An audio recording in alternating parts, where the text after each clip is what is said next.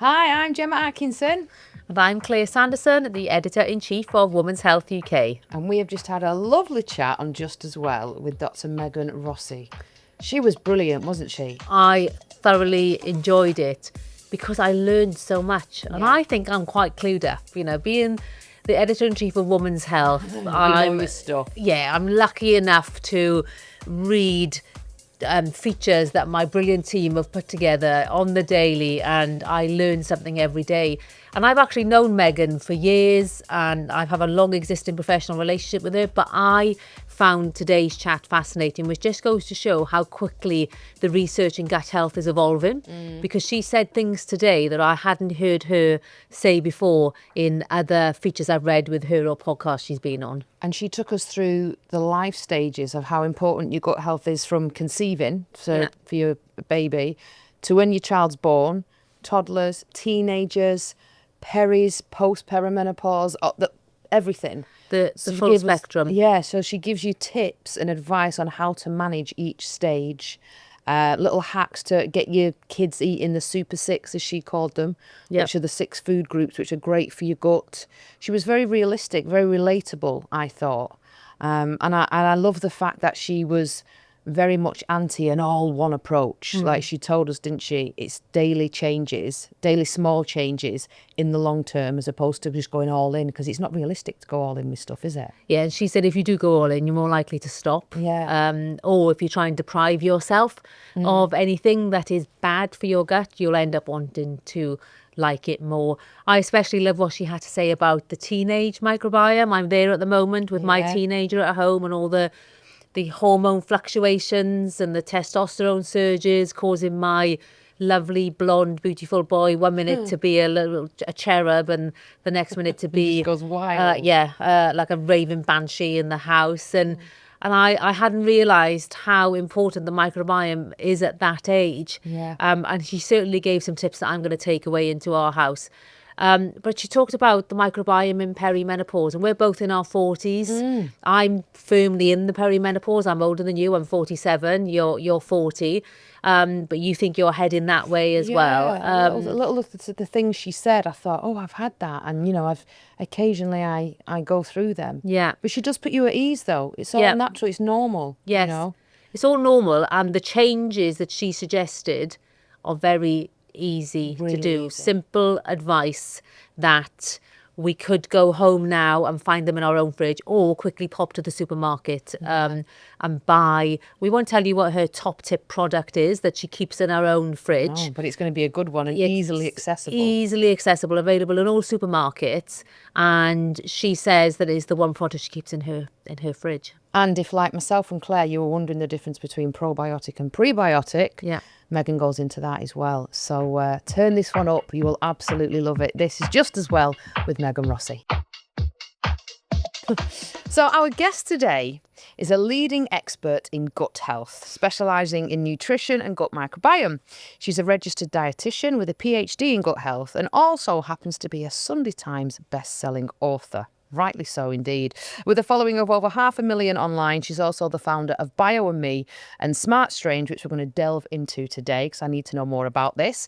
Please welcome Dr. Megan Rossi. What an introduction. Thanks for having me. Thank you for being here. We're genuinely so excited for this episode because we're going to go into mass detail about the gut microbiome, but also its effects during pre, post, peris, because we're kind of in that stage, aren't we? We need help. We're in our 40s and we're struggling a bit. The joy of being female, but that's why I love the gut health space so much, is I find it really empowering, particularly for females. Yeah, because it's something I don't think is spoken about a lot. I think it's changing a little bit now with people like yourself. People are now realising, for example, the gut-brain connection and you know how powerful it is for not just feeling good, but kind of everything working well.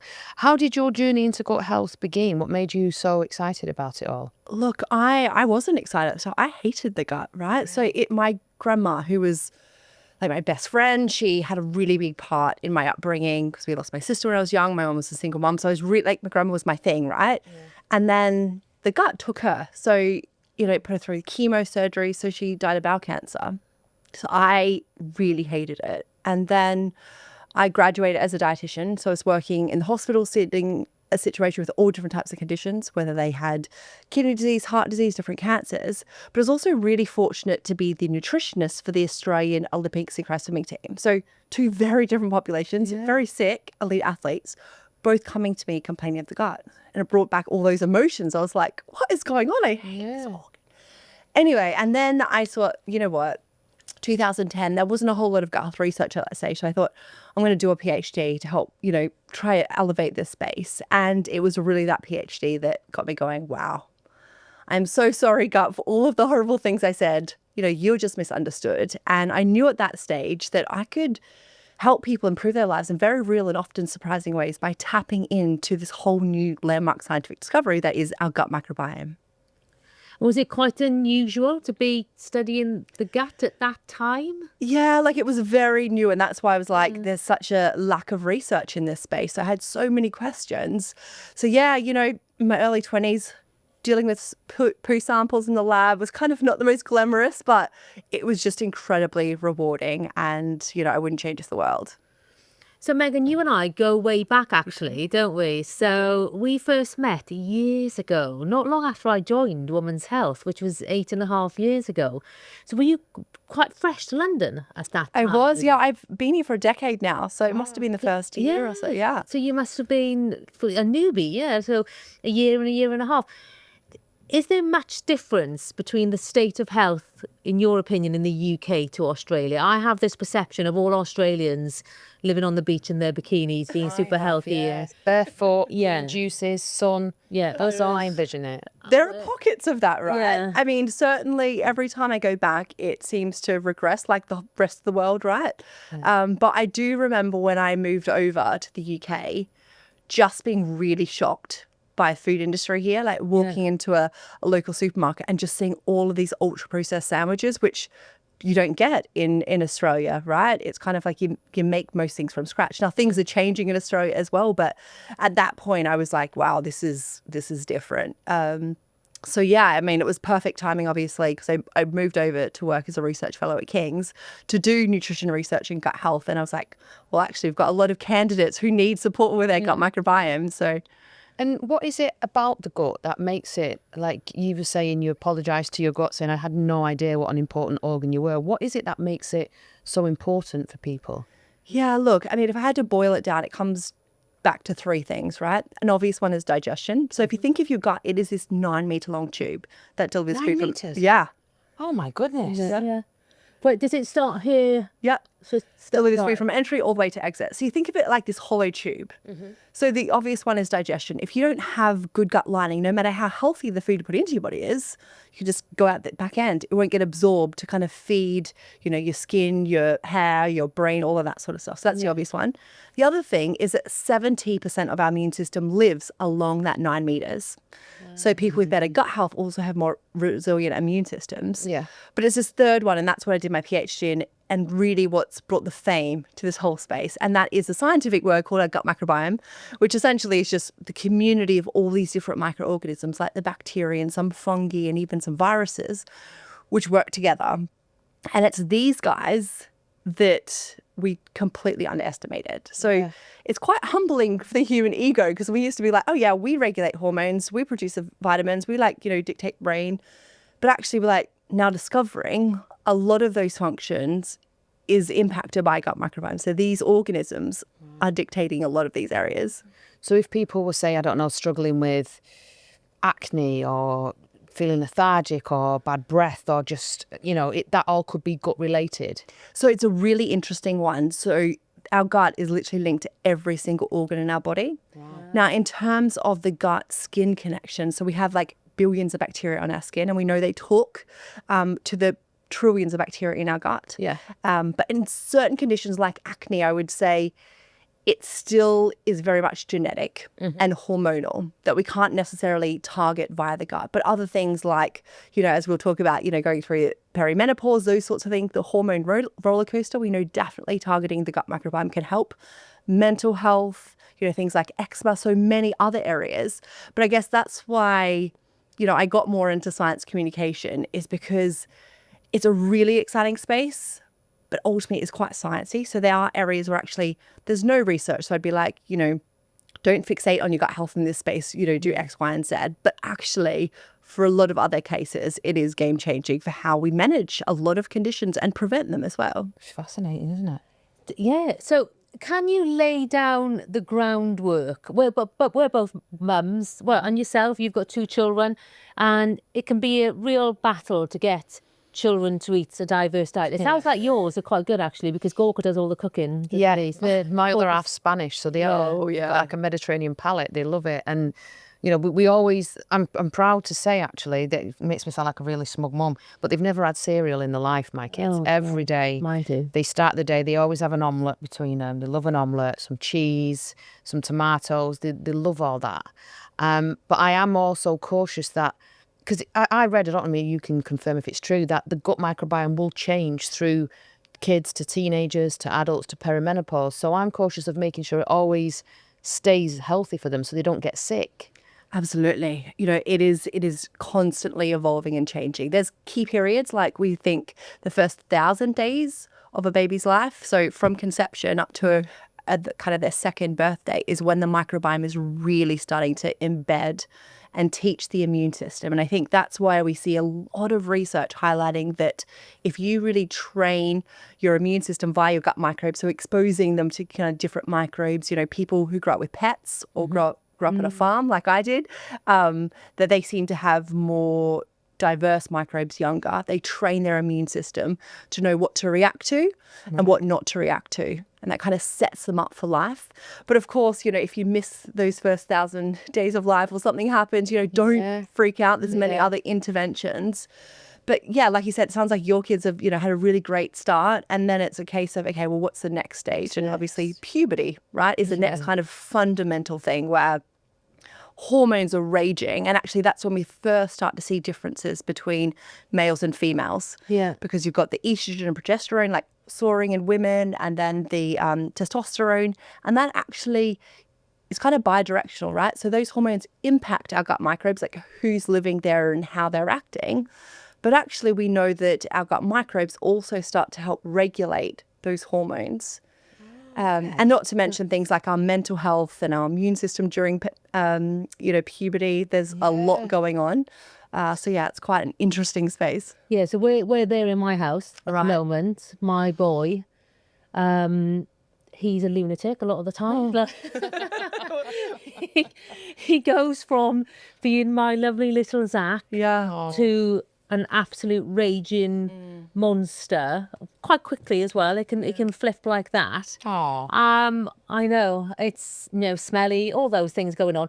But could I adjust his diet then to try and regulate those moods, or is it just a given that the testosterone is swirling and he is going to be an aggressive menace? Yeah. So there is going to be a lot of things you can't control, but I guess the research is suggesting that you can do things to kind of prevent such aggression or such like high spikes. So what can you do? Yeah. So some of the fundamentals of thinking with these gut microbes is they all like different types of fertilizer. Yeah. So think of, fertilizing a plant, right? Each different type of microbe, we call it a strain, it's the scientific name, likes different types of plants. So instead of just going like you just need your fruit or you just need your veggies, thinking about there's 6 different plant-based food groups. I call them the Super 6. I'm not going to quiz you both. Think about, have your kids have, okay, give us a go. What are the Super 6? One's got to be an avocado, surely. No, the groups. Oh, the groups. So, sorry, the food, sorry. Fruit, vegetables, Proteins. grains, Protein. herbs. No. Oh, nuts. Yeah, herbs and spices. Herbs and spices. Nuts and seeds. Nuts and seeds. How many is that? 5. You said proteins, the legumes, so chickpeas, butter beans. Yeah. That's it. So we've got them. You guys I mean, there's a reason why you had a women's health and men's health, isn't there? Brilliant. I mean, and that's amazing. So thinking about, can you try sneak something from the Super 6 in most days?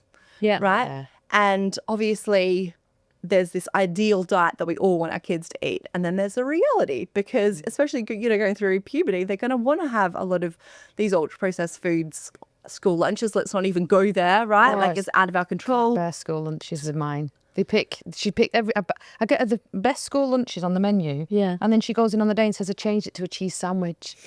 I'm like, but why? You have that every single day. You have a hot, proper meal. Honestly. So they can make their own choices.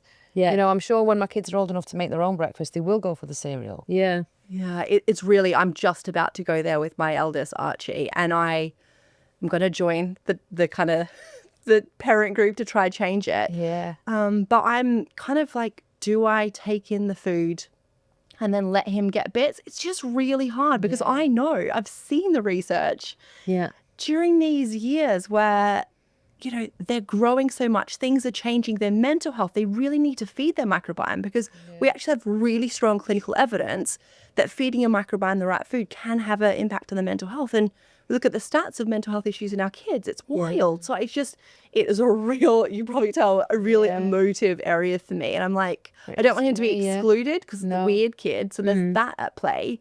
But we need to do better. Like this is, we have the science. And I just, that's my thing with a lot of, you know, what in terms of science translation, if we've got the science, we have to use it. And that's the whole point of, you know, spending so much government money on research. If we don't translate it, it's like, what a waste. And you feel like the bad parent sometimes, but I'm kind of like kids' parties, for example. If my daughter goes to a party, someone will come round. Does she want orange or Ribena? And I say she's got water. She doesn't want any of them. And Mia, bless her, she'll say no, I'll have water.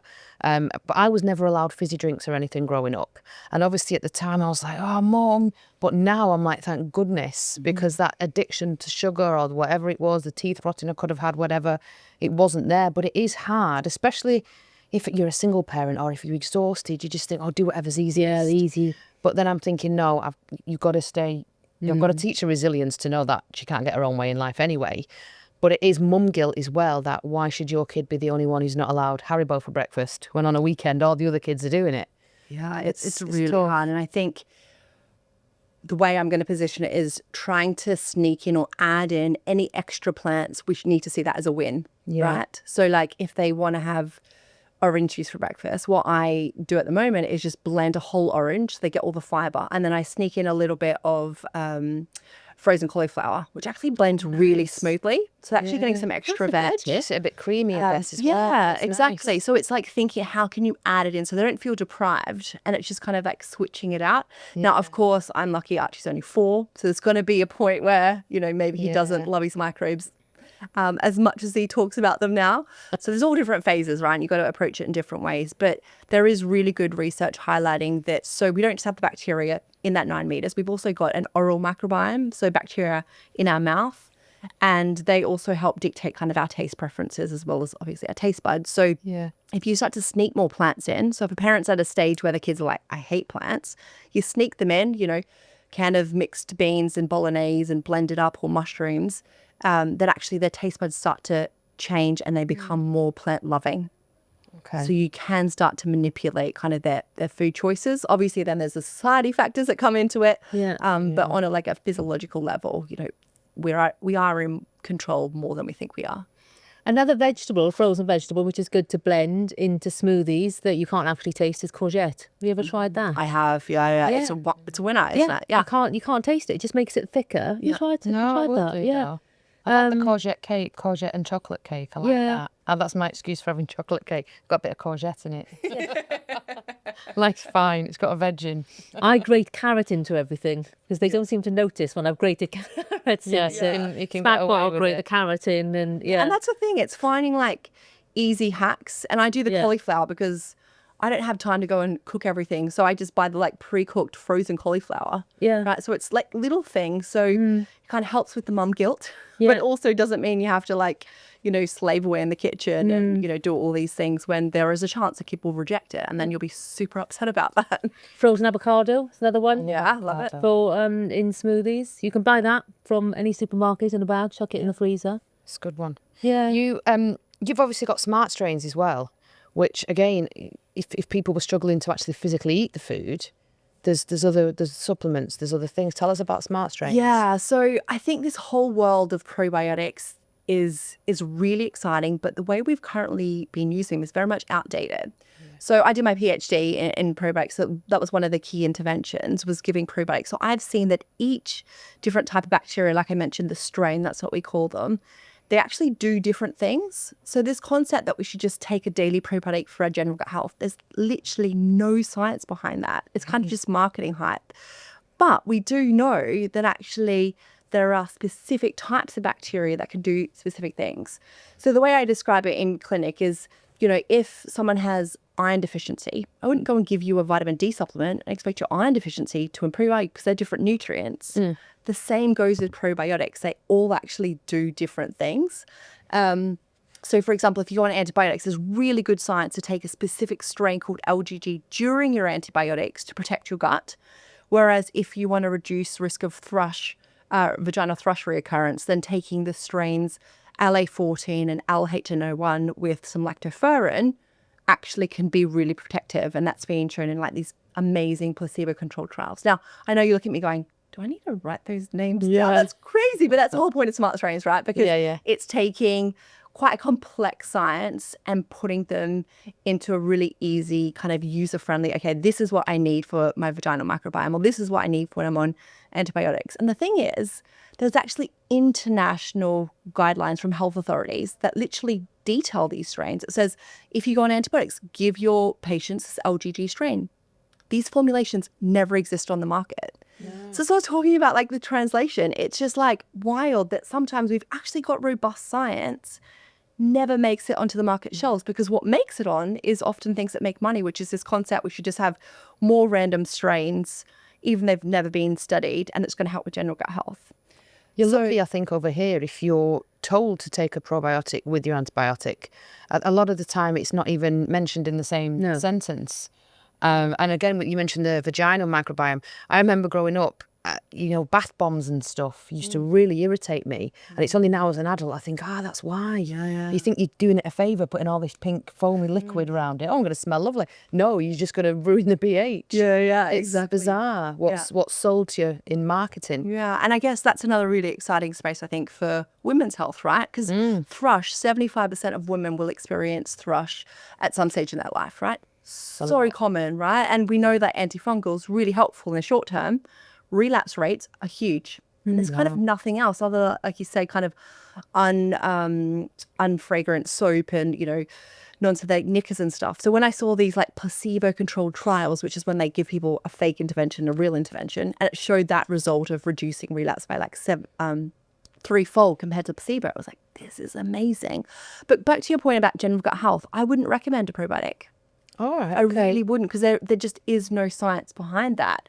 For general gut health, it's things like fermented food. There's a great clinical trial showing that people who've had high fermented food diets, so things like aged cheeses, kefir, those sorts of things, actually had more diverse microbes in their gut. And that's kind of what we use nearly as a surrogate measure of gut health at the moment. It's so complex, but we're kind of like, typically people with more different types of microbes in their gut have better gut health, more resilient immune systems, because you think they've got more skills. Each strain does different things. So you want more different types within you.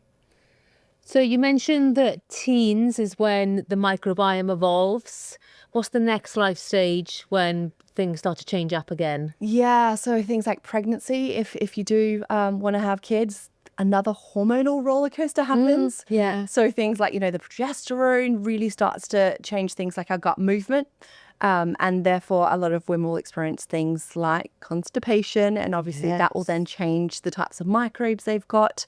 But also just during pregnancy, it's really fascinating. The microbiome actually changes, and it changes in a way that is more reflective of what you would see if someone is overweight, where actually your microbes start to hold on and extract more energy from your food. Now, that's obviously a physiological thing that's helpful for us because, pregnancy and then the lactate, like, the breastfeeding and growing a fetus, all that sort of stuff, it uses extra energy.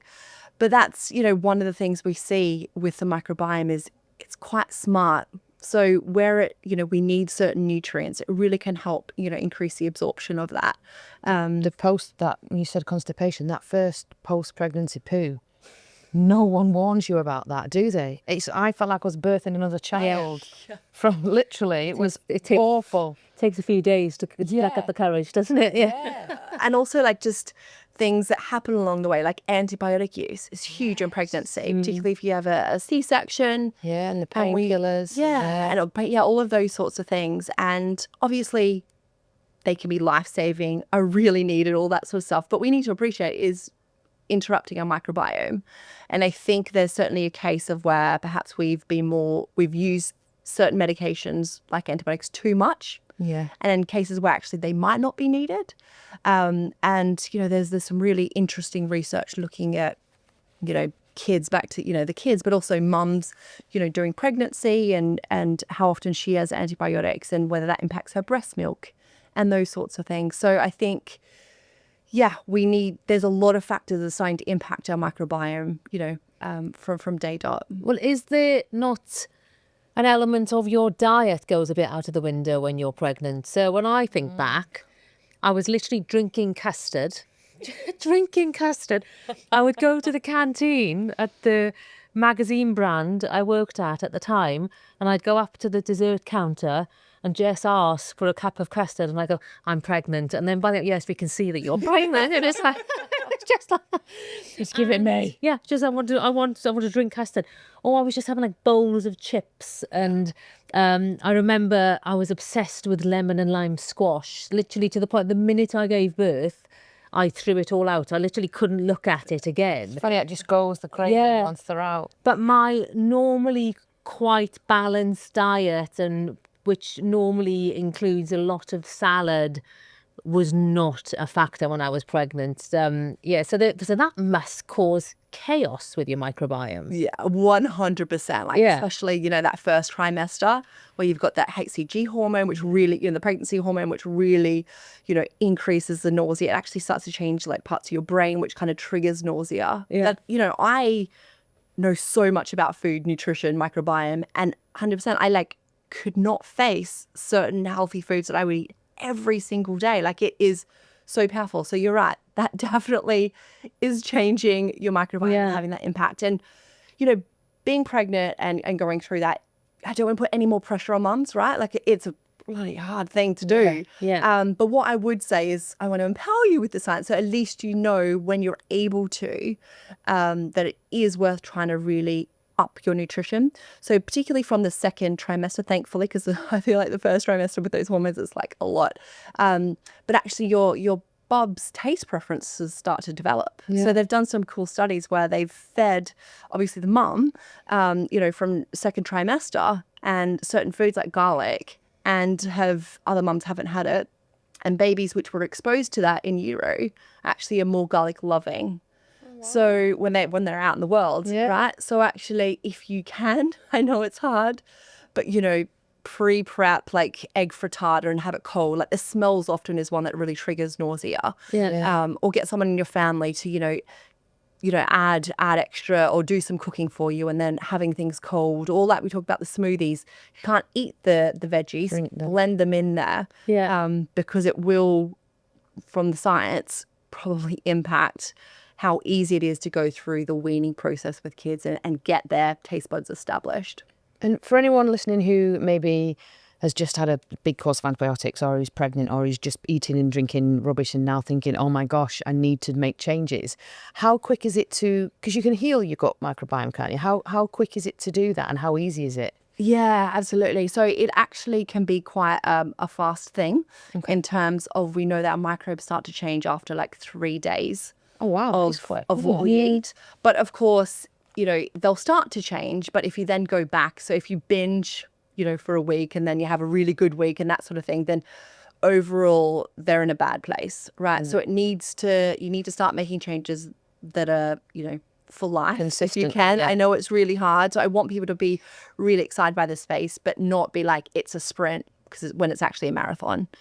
So start to make changes, like adding in those super 6 where you can, literally whatever someone's having for dinner tonight. Think, even if it's takeaway, add a can of mixed beans in. Do you know what I mean? Super efficient in terms of you don't need to cook them. They're already cooked. Yeah. Cost effective, but also really good source of prebiotics. So different from probiotics. Probiotics is those live microbes. Prebiotics is the fiber for them.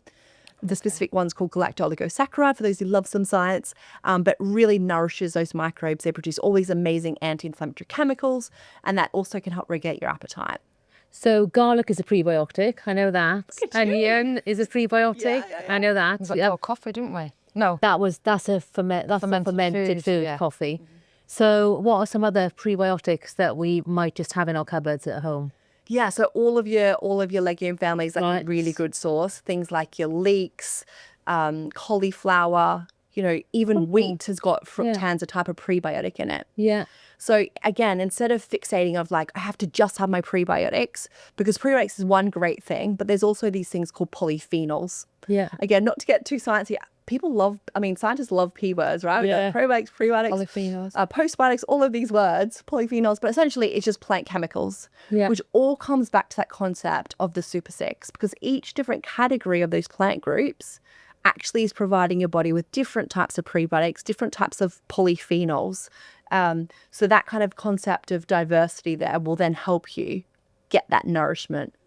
So this comes back to the eating the rainbow saying that we've all been told. There's truth in that. Then you need to eat the rainbows, because there was a point not so long ago where it was like only eat green vegetables. I remember that, the green vegetables are the healthiest and the coloured vegetables have more sugar in them. But there may be some truth in that, but it needs to be ignored, because the benefits far outweigh 100%. And it's just, I guess, not just the colourful ones, right? Like the whole grains are things like quinoa and buckwheat and oats.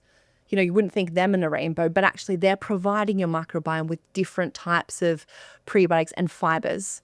So it's not just your fruit and veg. And actually our team at King's has just received a grant from the government to actually explore this more, because obviously the government guidelines are still fruit and veg, right? Yeah. Which can be very misleading, whereas the science is starting to suggest we need to get the super six. So again, research does take quite some years. We got like seven years.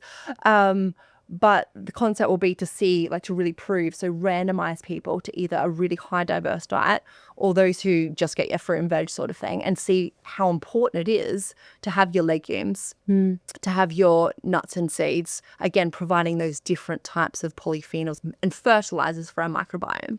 And what about the gut-brain axis? Can you explain, because obviously stress is everyday life for a lot of people, isn't it? You're trying to balance career, relationships, kids, and that can have a negative effect on the gut, can't it? Yeah, I think it's one of the most fascinating areas and probably most well studied, I would say.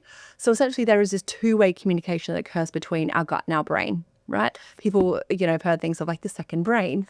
And the way that I describe in terms of the mechanisms, because sometimes it can be helpful to understand what's going on. Otherwise people are like, oh, that's just like hippy dippy stuff. Yeah. So in terms of how they're chatting, right? So if you think of your gut microbes, they can zip messages up kind of like a mobile phone to your brain via things like the vagus nerve. People have started to hear that. It's kind of like this instant message system. So that's a mobile phone communication. The second one is via the immune system. Remember, 70% lives in the gut, right? So if you've got the microbes sensing something's going on, they activate the immune system. That produces inflammatory markers, which then again, alerts the brain in different ways. And then the third one is where the microbes actually produce chemicals, and that is kind of like the postal service. So when they eat some of our food, like the prebiotics, like the fibers and a lot of polyphenols, they produce these chemicals, some of which then get into our blood and can pass that blood-brain barrier. Oh, wow. So mobile phone, alarm system, postal service, kind of how they're talking.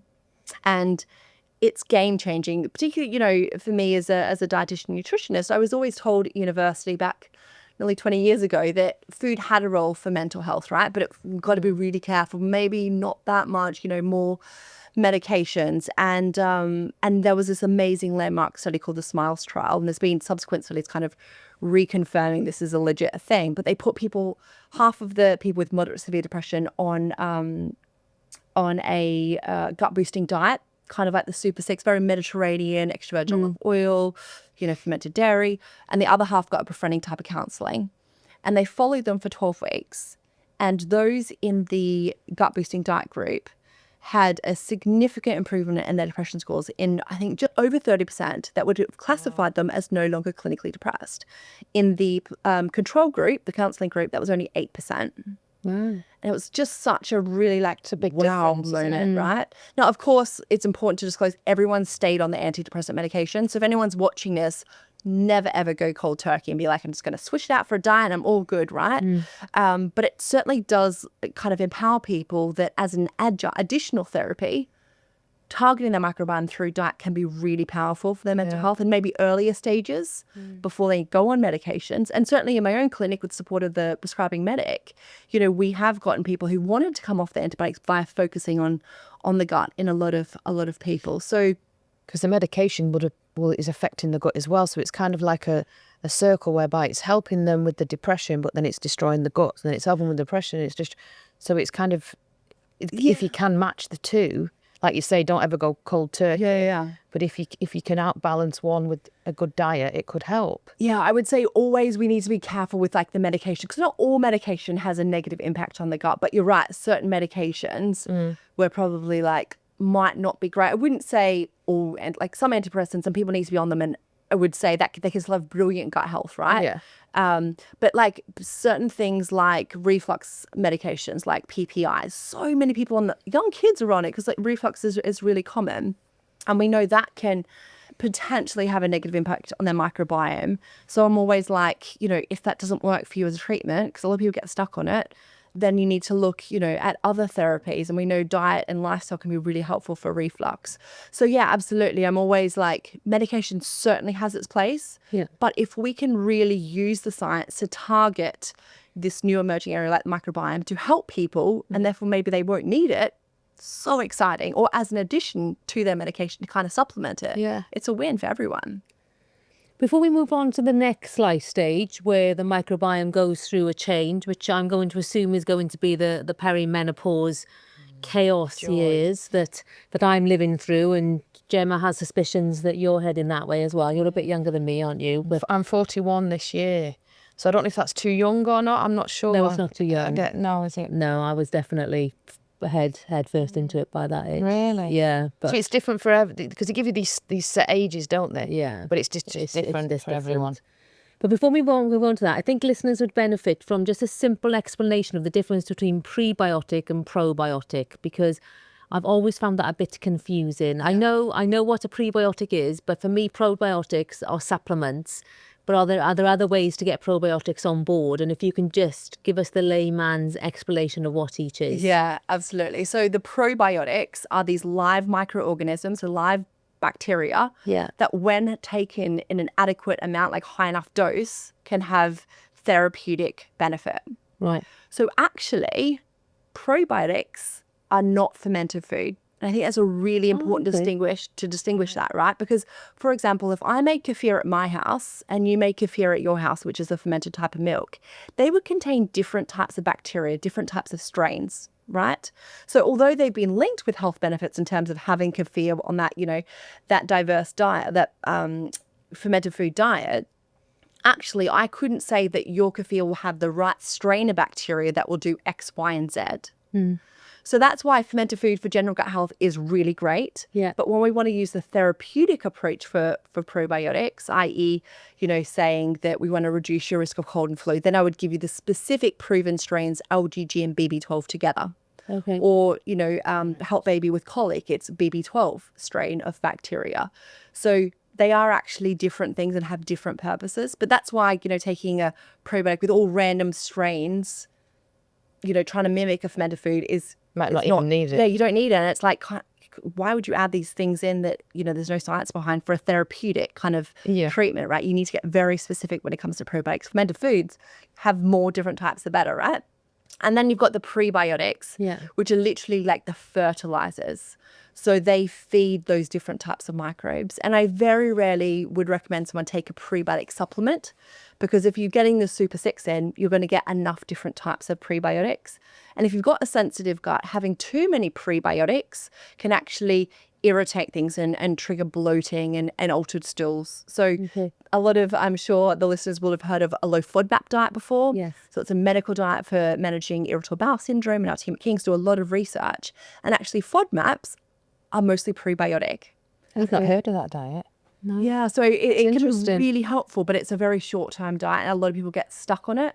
Right. And actually, they get stuck on what we would therefore be a low prebiotic diet. So they starve their microbiome. So that can have a very negative impact in the long term. So what would you eat on a FODMAP diet? So you would need to do a lot of switching. So you would take out things like your wheat, because that's got prebiotics in it. You couldn't have your garlic and your onion. You couldn't have things like your chickpeas and butter beans. So it's like a 4 to 8 week diet of that restriction. So it'd be like switching out all individual foods. And actually, I've got a table which talks about the switches. If you want to do just a lighter version, we can put it to the show notes. But essentially, it's quite a restrictive diet and not a healthy diet for 4 to 6 weeks, then you look at if you responded. If you didn't respond, you go back to your normal diet. If you did respond, you would then go through this reintroduction, kind of very systematic, having a little bit of this prebiotic and that probiotic, type of FODMAP, and then you would go through the third stage, which is called personalization, where it might be a little bit lower in prebiotics, but it's much higher, and you start to train your gut and your microbiome, and it could be really helpful in those with IBS.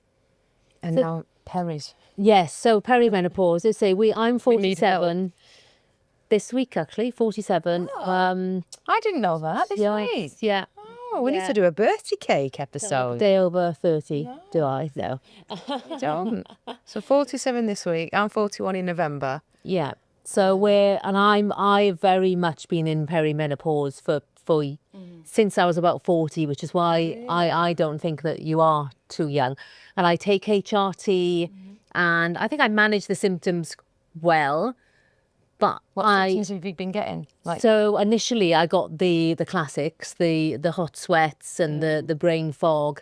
Now I would say my anxiety levels are increased, and sleep is elusive. It's hard to come by, but I allow work stresses to interrupt sleep. So I find it harder to switch off. Brain fog is definitely something. I have word blindness. When you're trying to put on my job, I'm the editor-in-chief of Women's Health. It involves pitching out to big brands, hosting events, and having not been able to recollect the appropriate words at an optimum time is a problem. I spoke to Davina McCall about this, and she says that she has someone in her ear when she's presenting TV shows to help her when they can see that she's panicking and she can't remember what the word she's supposed to say. So it's mad how it affects. So because I was going to ask you if is there any genetics, because my mum, she flew through the menopause. She said it was bizarre. She said I had a few hot sweats, but nothing really. My sister, who's 47, is very similar to you at the minute. She's struggling to the point where at work she's having to go and sit in the back room and she was in the garden at Christmas fanning herself in December. Because I was thinking, my mum was fine, I'll be fine. But then Nina isn't. So is there anything? Yeah, definitely. Genetics going to have a role. In terms of, I guess, the things that we can empower ourselves with, right? There was a observation study, right? So it's not the highest level of evidence, but still, I'm like, let's take what we can get, because there hasn't been much research in this space. And I think they looked at 900 women, and they showed that women who had oily fish and legumes on the daily actually seem to have delayed the natural menopause by 4 years. That's a long time, isn't it? So, I mean, that's, pretty good going. So thinking about things like the omega-3 from the oily fish, those prebiotics from those legumes, starting to manipulate our gut microbiome, which obviously is going to have a really big role. Because I did allude to it before in terms of that hormonal roller coaster. Our microbes are having a role. So yes, the hormones are impacting our gut health, because things like estrogen obviously going down. Estrogen, we've got these little receptors along that 9-meter gut, right? So estrogen's got a really important role in strengthening our gut lining. So if it starts to go down, then, for a lot of women, they might experience more leaky or permeable guts. Other things we know, obviously, the immune system. Estrogen's really important for regulating our immune system. Again, 70% in the gut. Also, our gut lining sensitivity, which is why a lot of women experience more bloating going through, menopause. Estrogen has a role in that. Now, the other thing, though, is kind of, again, coming to the empowering part, the other direction is that our microbes actually can help regulate estrogen. So what they do, it's a group of the bacteria called the estrobolome, another sciencey word for you. So the estrobolome is important for turning inactive estrogen to active estrogen. Right. So essentially, when our estrogen gets old and, needs to be dumped, it gets dumped into the gut. And normally you would poop that out, right? Yeah. But actually, if you've got those right microbes, the estrobolome, it turns that inactive estrogen back to active estrogen and puts it back into the blood. So obviously going through menopause, where the, womb is not making it like it should, then actually this recycling is really important. Yeah. So there's other studies, highlighting that women who eat more plants, have a really high plant diet, again have lower risk of hot flushes, Other studies looking at omega-3 from your oily fish, again, less night sweats, and other studies looking at things like soybeans. So whether it's in the form of tofu or edamame beans, again, they've got these things called phytoestrogens in them, which can kind of act a little bit like estrogen, help your body out there. Again, seem to have lower, rates of these symptoms. So thinking about adding those foods in as much as you can. Again, not going to cancel out the symptoms, but actually there's some really good research suggesting that it can have quite a notable, significant impact in how people are feeling. Ride the wave with it, aren't you, as well, I guess, with because it's a sign, as annoying as they are or will be, it is a sign as well that your body's doing what it's supposed to do, isn't it? It's like, I remind myself of that every month when I have my period. Sometimes I'm like, oh gosh, but then I think, no, it's doing its job. You weren't getting your period, it'd be a worry. Yes. Yeah. Yes. No more kids. So it is, but it's interesting that genetics could play a role in it as well. Yeah. I mean, that's a thing I find exciting and empowering about the microbiome, right? Because there's so much we can't control with our genetics. Yeah. That you can't go back and be like, Mom, you should have married this guy instead. Yeah. But we can control the types of microbes living in our gut. And as we're seeing from the studies, these microbes can really have measurable impacts in things like the symptoms, level or severity of them, things like our mental health, how often we get sick, all of these sorts of things. Anxiety as well, some really cool research coming in that space as well. So where we can, targeting the microbiome, and the research is very much at the stage where it's having those super six, having certain foods like we mentioned, the oily fish, particularly through the menopause, the soybeans and stuff.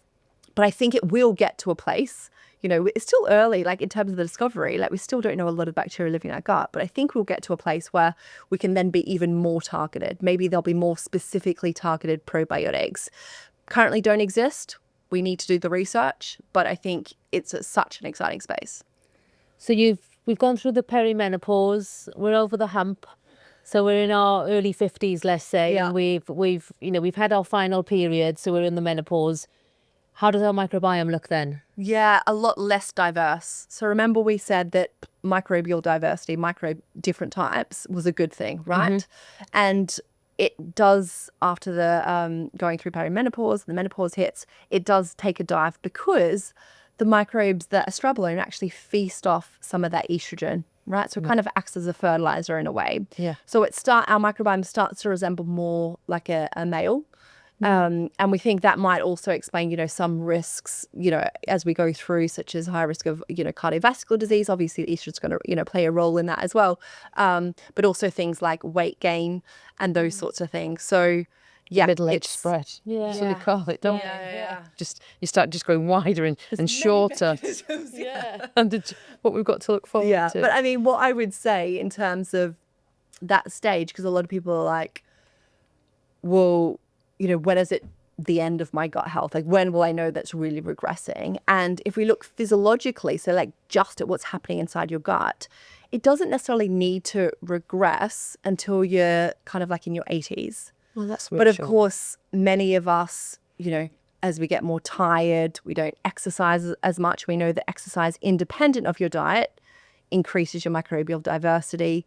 We might not be sleeping as much. And again, some great research from my colleagues at King's have shown that if you're sleeping less, actually the next day you eat loads more kind of extra added sugars and kind of ultra processed foods.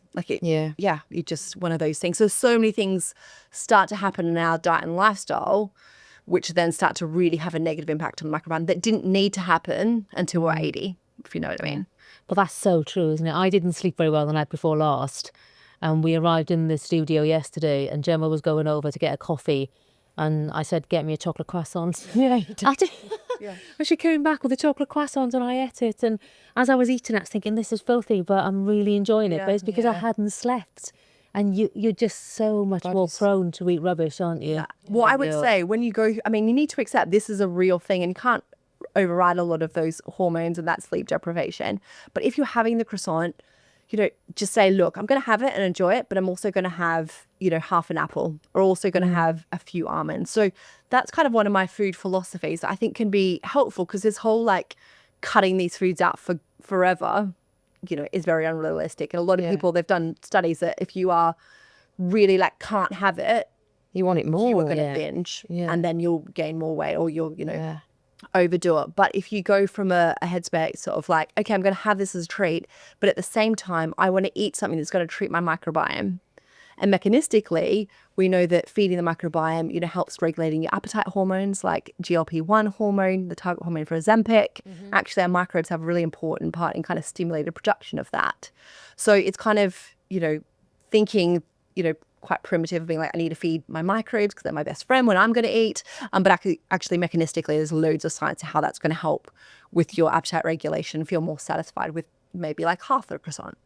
Because there's GLP-1 supplements now that you can buy. They're flooding the market. Yeah. So these are supplements that they claim mimic the impact of the likes of Mounjaro, Ozempic, Wegovy. What's your thoughts on that? Not science-based. No. Yeah, it wouldn't be, would it? No. But we do know that things like feeding the microbiomes, so having the fiber, can help there. But yeah, I mean, this whole weight loss drug space is a really interesting one in itself. A lot of people don't realize, but you get a lot of gut symptoms because one of the way it works is kind of making you feel really full. So gastroparesis happens where essentially, not in everyone, but a lot of people, where food gets stuck in your tummy for longer. So you just don't feel hungry, and that's why you lose weight. You don't want to eat as much. Mine has it, and she's very open about having it. It's the Mounjaro. And she gets acid reflux a lot with it. She's constantly burping, she said, with it. Yeah. Which I don't know if that's... It's all... So food's sitting in your stomach for longer. So if you think of that 9 meters, the stomach's kind of up there. It's got this little trapdoor, which prevents this acidic kind of environment of the stomach from going back up the wrong way, the food pipe into your esophagus, which is where reflux happens. So it kind of like traps it like that. So it only goes down to the small intestine, the large intestine, and poop it out. But when your food kind of sits in there for longer, and actually this is a common symptom in menopause as well, because the estrogen kind of changes how the muscle's moving, then the trapdoor pops open, the acid moves up and kind of acid reflux, burn that. So yeah, there's a lot of side effects to it. Right. So I think when people go into it, they need to appreciate, there are consequences. And just because you don't want to eat as much doesn't mean you can just fill your diet with half a Mars bar for breakfast, half a croissant, because you will become malnourished. You will starve your microbiome. And that's going to have really negative impacts on your microbiome in the long term. Well, low mood is a very common symptom as well, and that must be linked to your microbiome. Yeah, we've got the science, right? Like I said, that smells trial, feeding your microbiome all of those plants, which when you don't feel hungry because your appetite's suppressed, it's really hard to get you 30 grams of fiber in, right? Yeah. And we've got the, clinical data to show that can increase, increase low mood. So, yeah. Well, hopefully with more work that you're doing and we're getting the word out there, a lot of people will realise there's other options. Yeah. And you've given me a peace of mind for when I get to 50 plus that I can, we can manage it. We can all do it together. Yeah. Thank you so much for joining us. Before you go, we've got some quick fire questions, and a little hack or hate game, if that's all right. I didn't prep you in advance for these either, did I? So they really are going to be off the cuff. So what are your top 3 daily habits for optimal gut health? I would say first one is the Super 6. So I literally, before I have dinner, think, have I had something? If not, okay, which group did I miss? And I have that.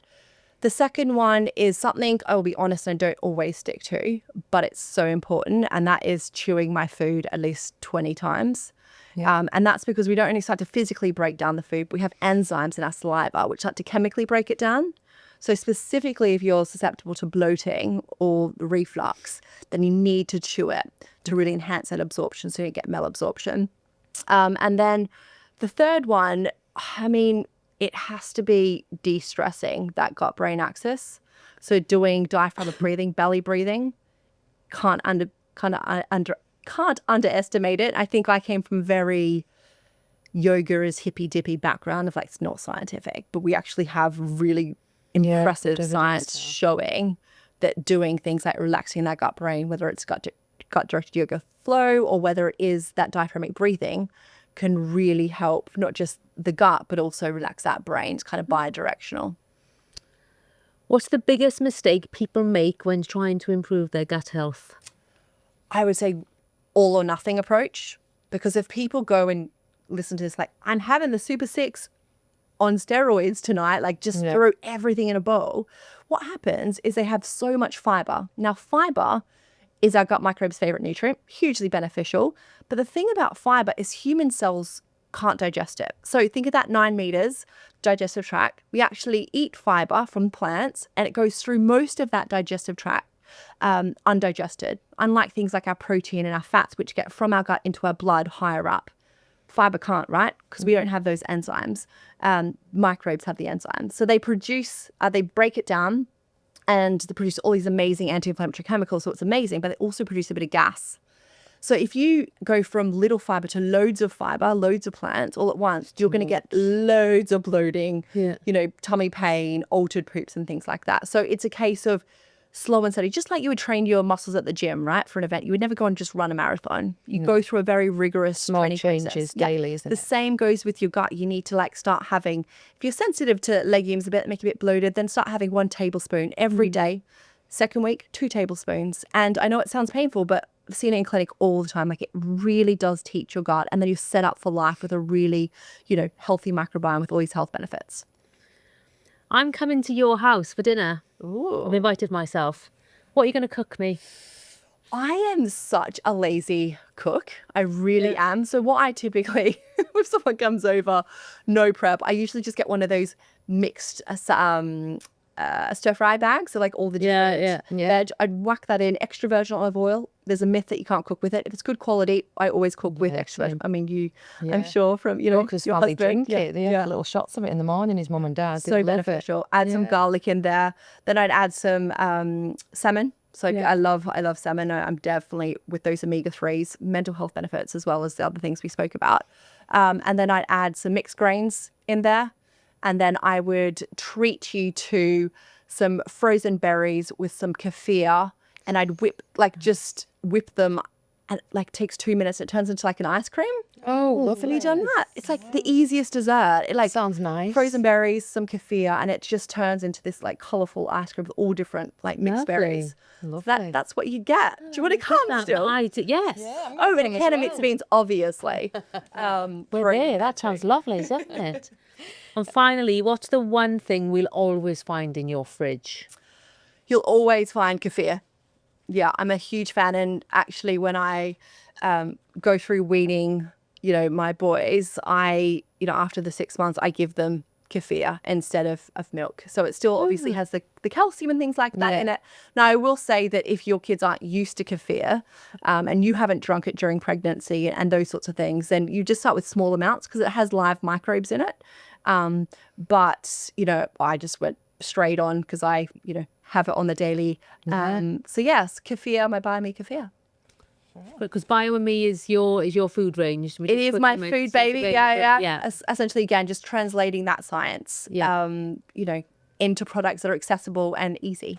Right, so we should go out and buy that. So Gemma has... Yes, this is hack or hate. So I'm going to give you some things and you can either just say whether it's a hack and you do it or whether it's a hate and you wouldn't. So I can't ramble. I get your point. Getting up at 5 a.m. Wouldn't do it. Yes, that's a hate. Drinking lemon water.